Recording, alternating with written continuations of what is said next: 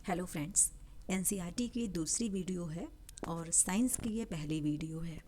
तो साइंस में NCERT class 6 का ये पहला चैप्टर है कि भोजन ये कहाँ से आता है। चैप्टर का नाम है कि फूड ये कहाँ से आता है। तो आइए देखते हैं एनसीईआरटी का ये पहला चैप्टर साइंस का। आज आपने अपने घर में क्या खाया था? सबने कुछ ना कुछ खाना तो खाया होगा। पता लगाइए कि दोस्तों, आज आपने क्या खाया था। क्या आपने कल और आज एक ही प्रकार का आहार लिया था? क्या ये सत्य है कि अलग अलग समय में हम भिन्न भिन्न प्रकार का आहार लेते हैं? बिल्कुल सत्य बात है। लगातार अगर हम लोग एक ही प्रकार का भोजन करने लगते हैं तो अच्छा नहीं लगता है। तो हर दिन हम सोचते हैं कि हमें अलग अलग प्रकार का भोजन मिले।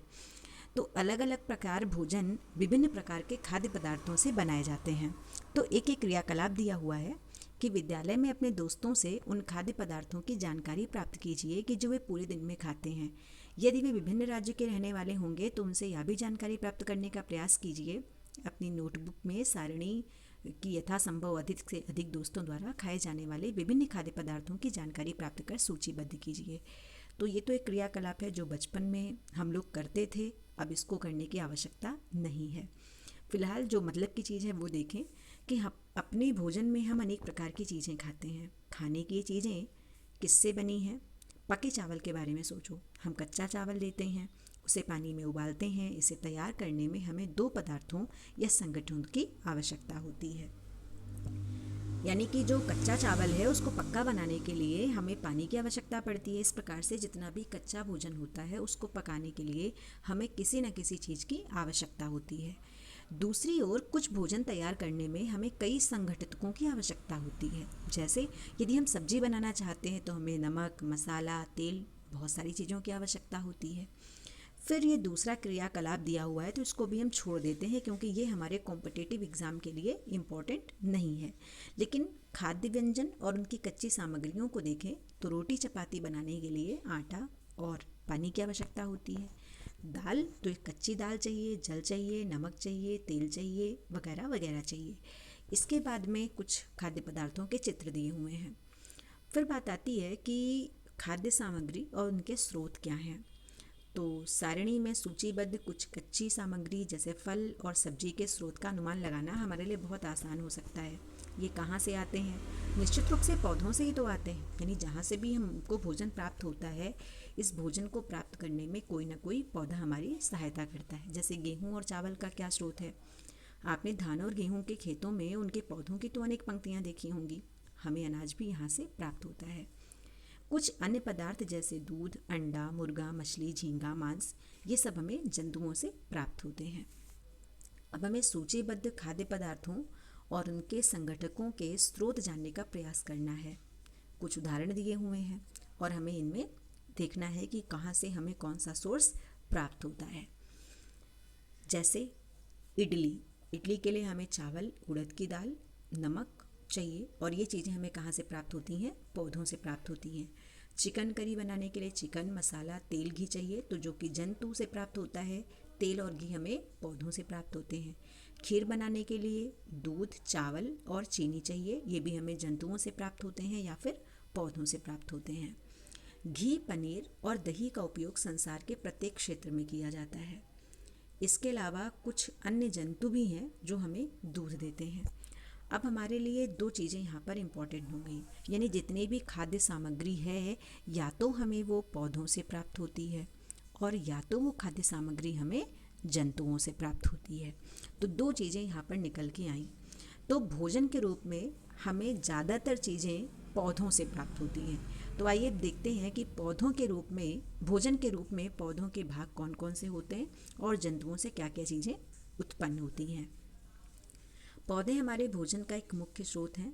हम पौधों के कौन से भाग का उपयोग खाद्य पदार्थ के रूप में करते हैं? हम पत्तियां वाली सब्जियां खाते हैं। कुछ पौधों के फलों को भोजन के रूप में खाते हैं। कभी हम जड़, कभी तना तो कभी पुष्प भी भोजन के रूप में खाते हैं।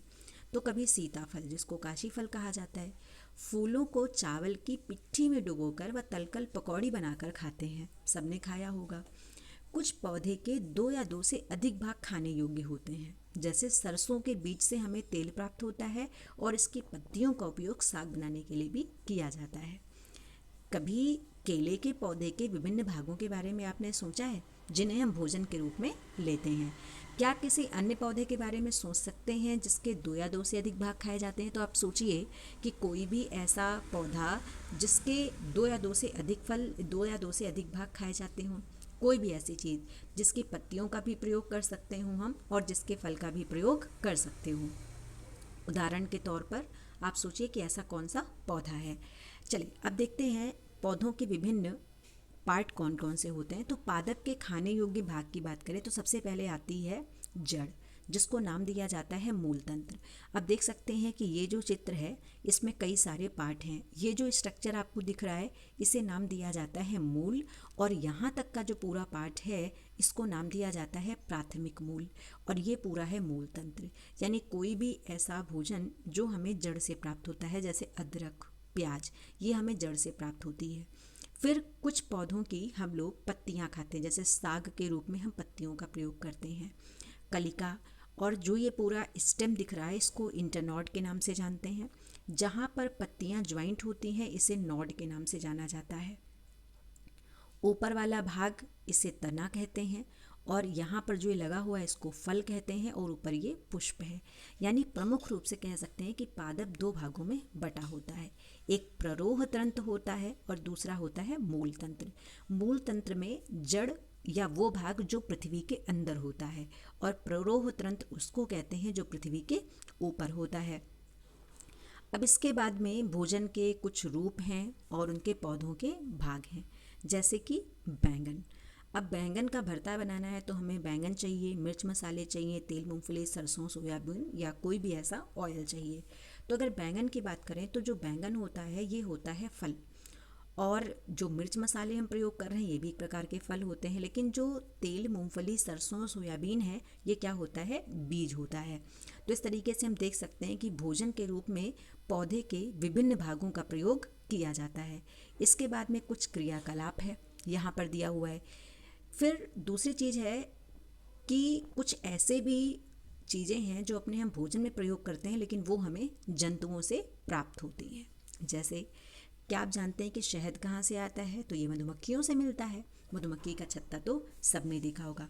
मधुमक्खियाँ फूलों से मकरंद यानी कि मीठा रस यानी कि नेक्टर एकत्रित करती हैं और इसे अपने छत्ते में मंडारित करती हैं, यानी कि उसको एकत्रित करती हैं।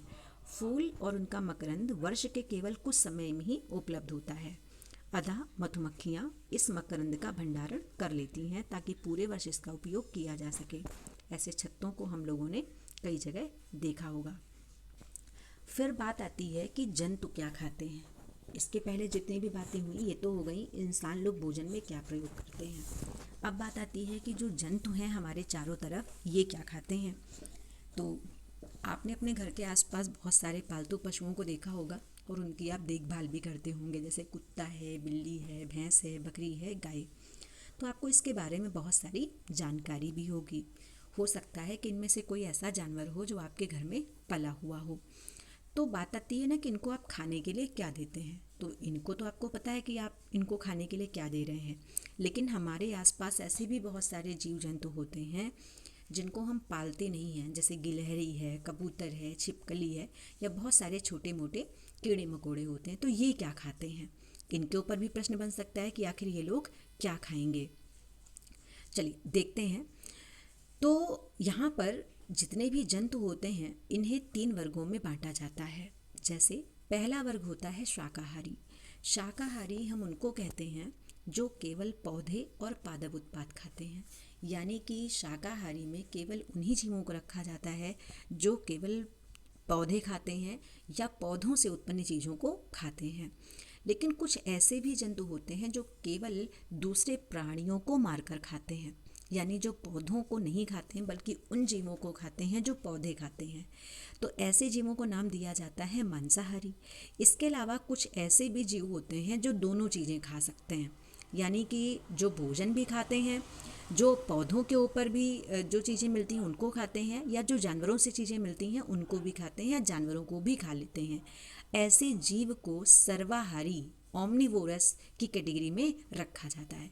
अब यहाँ पर कुछ नाम दिए गए हैं, जैसे गाय शाकाहारी होती है, शेर मांसाहारी होता है, लेकिन जो कौवा होता है वो सर्वाहारी होता है। ऐसे बहुत सारे जीव होते हैं। फिर कुछ टर्म्स हैं, जैसे संगठक है, खाद्य है, मकरंद है, अंकुरित बीज है, शाकाहारी है, मांसाहारी है, सर्वाहारी है। तो ये तो सारे लोग जानते हो कि आखिर ये क्या है। फिर जितनी भी चीज़ें हमने पढ़ी हैं, इसका अगर सारांश देखें तो है भारत के विभिन्न प्रदेशों में खाए जाने वाले भोजन में बहुत अधिक विविधता है। तो बिल्कुल सही बात है, भारत के हर राज्य में विशेष प्रकार का भोजन मिलता है और वहाँ के लोग विशेष प्रकार का भोजन करते हैं। हमारे भोजन के मुख्य स्रोत या तो पौधे होते हैं या तो जंतु होते हैं। जो जंतु केवल पादप खाते हैं उन्हें शाकाहारी कहते हैं। जो जंतु केवल जंतुओं को खाते हैं उन्हें मांसाहारी कहते हैं। जो जंतु पादप और प्राणी दोनों को खाते हैं उन्हें सर्वाहारी के नाम से जाना जाता है। फिर बात आती है कि क्या कभी जीवों को एक ही किस्म के भोजन की आवश्यकता होती है? तो बिल्कुल नहीं। 5 पौधों के नाम बताइए या लिखिए और उनके कौन से भाग का उपयोग खाद्य पदार्थ के रूप में किया जाता है, तो ये आपको सोचना है। इसके बाद में आता है, इसको आपको मैच कराना है। तो दूध, दही, पनीर, घी, तो ये दूसरे जंतुओं को खाते हैं। पादप एवं पादप उत्पाद खाते हैं। सब्जियां हैं, सभी जंतु उत्पाद हैं। तो आप बताइए कि दूध, दही, पनीर, घी ये क्या है? तो ये सारे के सारे जंतु उत्पाद हैं। दूध हो, दही हो, पनीर हो, घी हो, ये हमें जंतुओं से प्राप्त होता है। पालक, फूल गोभी, गाजर ये क्या हैं? तो ये हैं सब्जियां। शेर और बाघ ये दूसरे जंतुओं को खाते हैं। और जो शाकाहारी होते हैं ये पादप या पादप उत्पाद खाते हैं। फिर बात आती है रिक्त स्थानों की पूर्ति कीजिए। तो बाघ एक मांसाहारी जानवर है क्योंकि ये केवल मांस खाता है। हिरन केवल एक पादप उत्पाद खाता है, इस वजह से इसको शाकाहारी कहते हैं। तोता केवल पादप उत्पाद खाता है। जो हम पीते हैं प्रायः गाय, भैंस या बकरी से प्राप्त होता है, तो वो हमें मिलता है दूध, और चीनी हमें गन्ने से प्राप्त होती है। तो ये आज का एक चैप्टर था, साइंस का बहुत इजी चैप्टर था और ये हम लोगों ने ईज़िली पढ़ लिया है। Thank you.